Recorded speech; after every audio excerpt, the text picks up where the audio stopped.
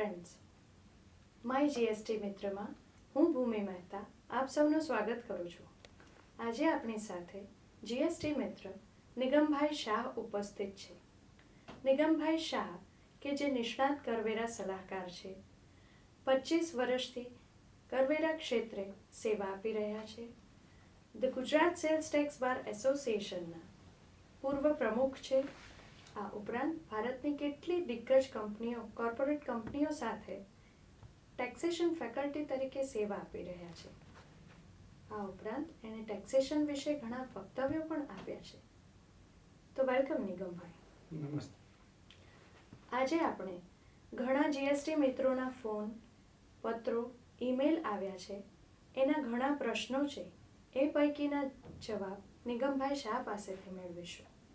હવે એક આપણા લેડી જીએસટી મિત્ર પૂછે છે કે હું એક ગૃહિણી છું, ફ્રી ટાઈમમાં યોગા શીખવાડું છું, તો મારી આવકની જીએસટી ની શું અસર થશે મારી આવક ઉપર? જરૂર. ફરીથી હું તમને આ પ્રશ્ન પણ ઘણો બહુ જ સરસ છે. સામાન્ય રીતે આજના જમાનામાં, મોંઘવારીના જમાનામાં ખભે ખભા મિલાઈને કામ કરવા માટે કોઈ પણ સ્ત્રી પ્રયત્નશીલ હોય છે. અને સાથે સાથે એવું પણ નથી કે ખાલી નાણાકીય વ્યવહાર માટે, શોખ માટે પણ ઘણા સ્ત્રીઓ પોતે કરતા હોય છે.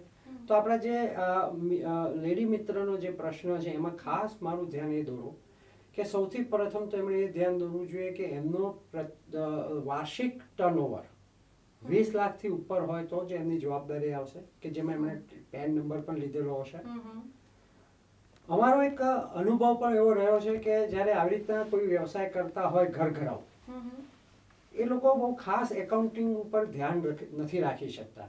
તો આમાં ખાસ મારું એ ધ્યાન દોરવાનું રહેશે કે એ જે મિત્ર છે એ મિત્રએ પોતે પોતાના હિસાબ પૂરતા પ્રમાણમાં રાખવા જોઈએ.